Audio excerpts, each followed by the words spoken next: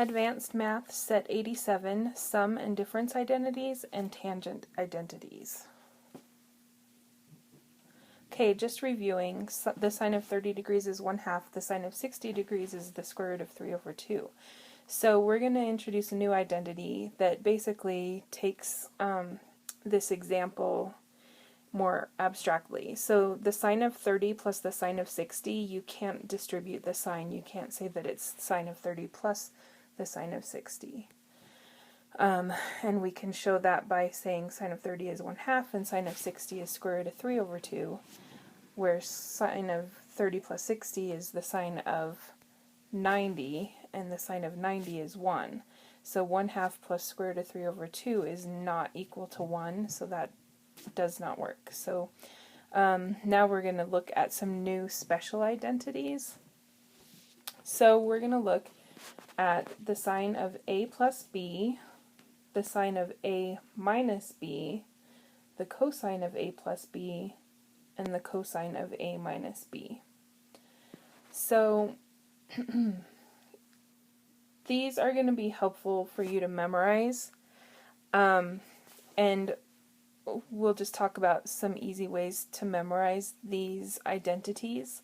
You should already know E and F. You should already know the tangent of theta is equal to sine of theta over cosine theta, and sine squared theta plus cosine squared theta equals 1. Now, we're just going to look at a couple of things with these identities, sine of a plus b, sine of a minus b, and so on.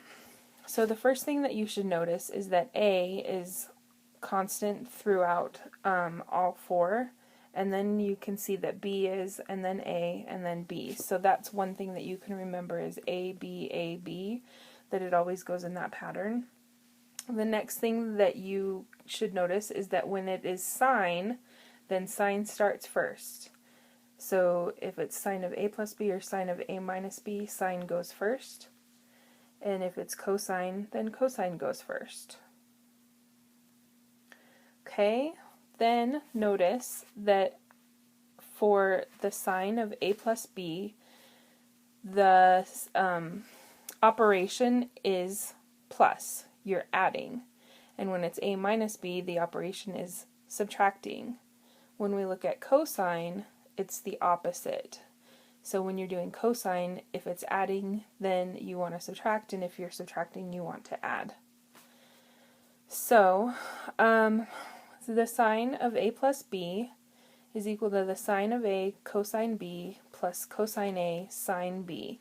If you can remember that, then you should be able to remember the sine of a minus b, because all you have to do is switch the sign. And then if we're talking about cosine of a plus b, it's cosine, cosine, sine, sine, and it goes AB, and we switch the signs. If it's adding, it's subtracting. If it's subtracting, it's adding. So we'll do some examples. Simplify the sine of theta plus pi over 4. So we'll just write down our equation. The sine of a plus b is the sine a cosine b plus cosine a sine b.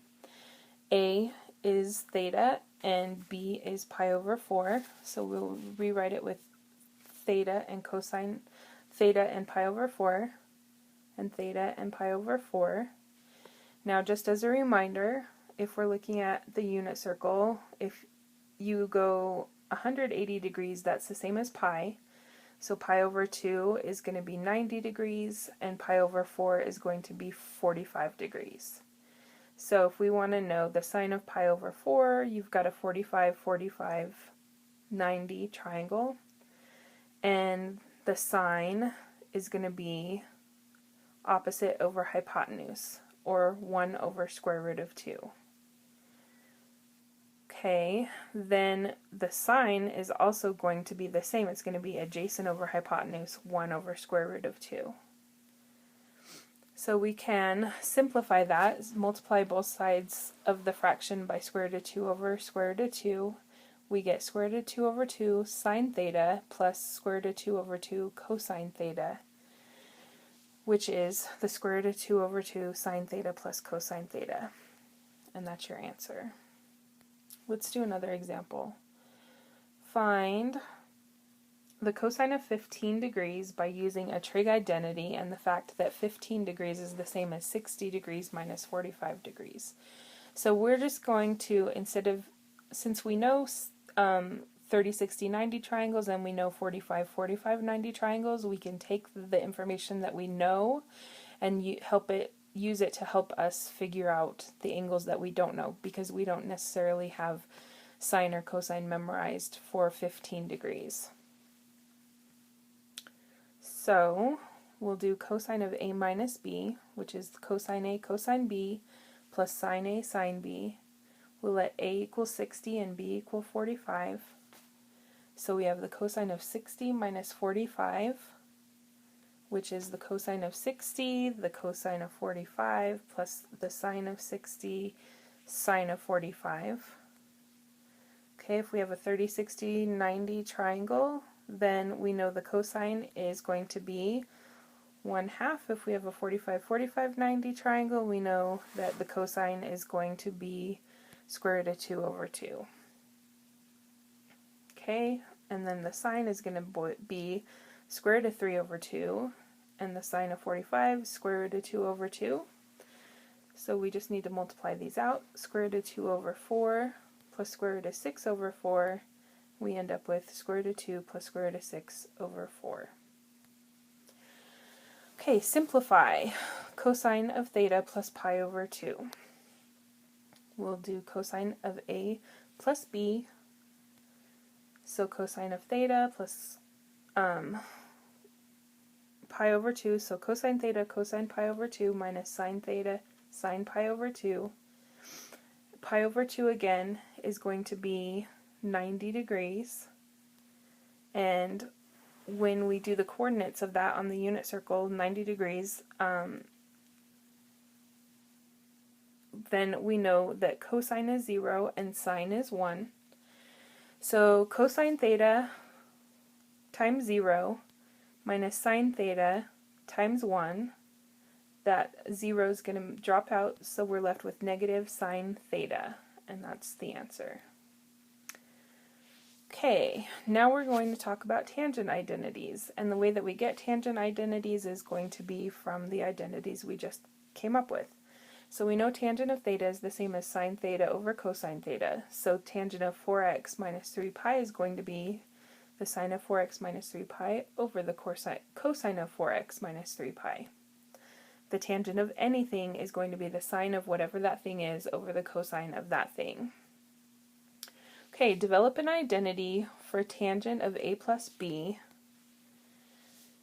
Well, we know tangent of whatever is equal to the sine of whatever over the cosine of whatever, so we can take the sine of A plus B over the cosine of A plus B to develop an identity for tangent.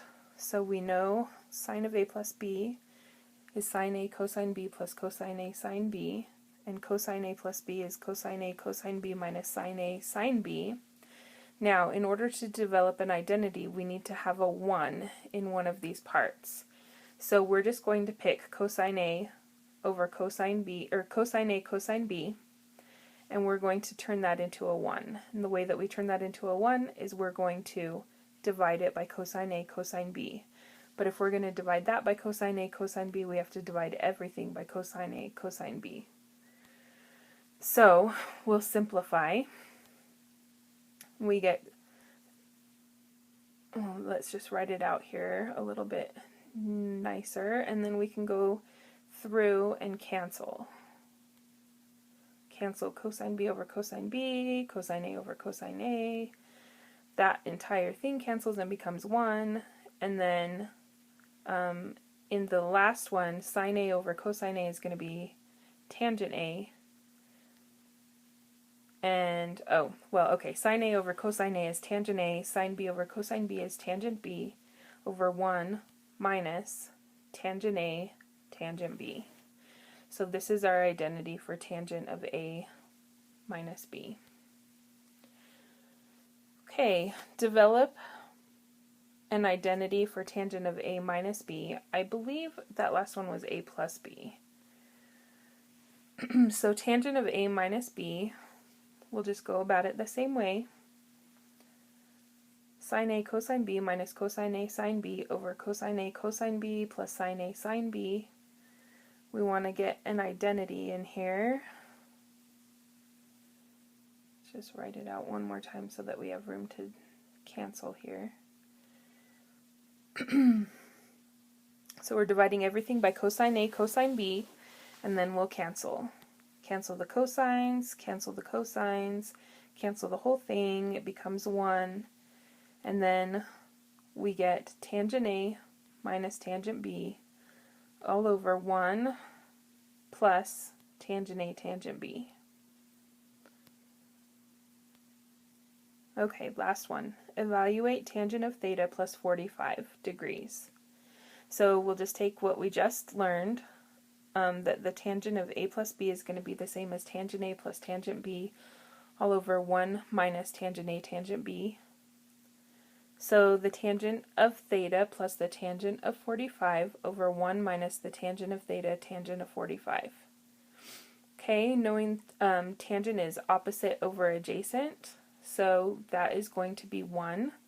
So we have tangent theta plus 1 over 1 minus tangent theta times 1.